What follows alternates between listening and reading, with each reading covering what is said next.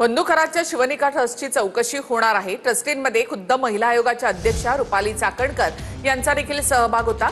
चाकणकरांच्या मागे सुद्धा चौकशीचा फेरा लागू शकतो।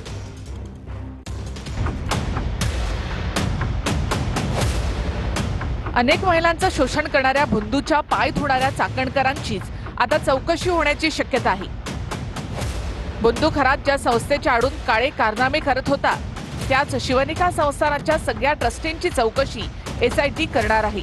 ट्रस्टींमध्ये खुद्द महिला आयोगाच्या अध्यक्षा रुपाली चाकणकर यांचा सहभाग होता, त्यामुळे त्यांच्या मागेही चौकशीचा फेरा लागू शकतो।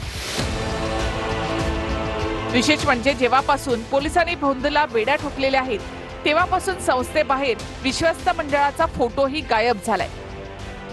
बंधुखराच्या शिवानिक संस्थान ट्रस्टची जी यादी व्हायरल होते त्यानुसार तो स्वतः अध्यक्ष होता।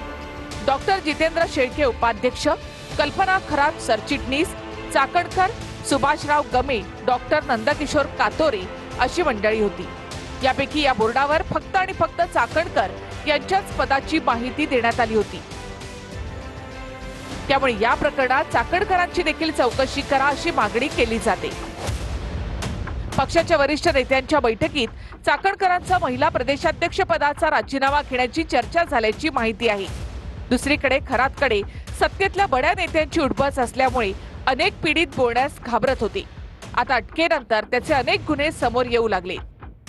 बंधुखरात दर शनिवार रविवारी मिरगावच्या फार्म हाऊसवर यायचा, लोकांवर दहशत निर्माण व्हावा म्हणून कमरेला बंदूक लावून फिरायचा। त्याच जोरावर काही शेतकऱ्यांच्या जमिनी बळकावणं, खोटे गुन्हे दाखल करणं असे आरोप त्याच्यावर झाले। शिर्डीमध्ये खरातची कोट्यवधींची गुंतवणूक देखील समोर आली आहे। वॉटर पार्क शेजारच्या निमगाव शहरात एका उद्योगामध्ये खरात भागीदार आहे। जेमतेम परिस्थिती असलेल्या खरातनं इतकी माया कशी जमवली याची ही चौकशी होणार आहे। नाशिकच्या एका शेतकऱ्याच्या खुनाचा देखील आरोप खरात याच्यावर झालाय। गवळा गावात खरातनं एक शेत जमीन हडपली, मात्र बड्या नेत्यांमुळे पोलिसांनी त्याच्या विरोधात गुन्हाच नोंदवला नाही। केस कोर्टात गेल्यानंतर निकाल येण्याच्या 2 दिवस आधीच शेतकऱ्याचा संशयास्पदरित्या मृत्यू झाला। 2022 मध्ये याबद्दल शेतकरी विलास जाधव हे तक्रारीसाठी पुढे आले होते। ज्या टायमाला माझ्या बंधूनं त्यांचा काही विचारणा केली असता माझ्या भावाला त्यांनी सांगितलं का तुम्ही कोर्टात जा, तुम्ही कोर्टाकडून न्याय मागा। तर भावाने कोर्टात पण अर्ज दाखल केला, कोर्टातून केस लढले। 2022ला स्टे येणार होता, परंतु 17 डिसेंबर 2022ला भावाचा अपघाती निधन झाला। तो अपघात नसून घातपात असल्याचा आमचा संशय।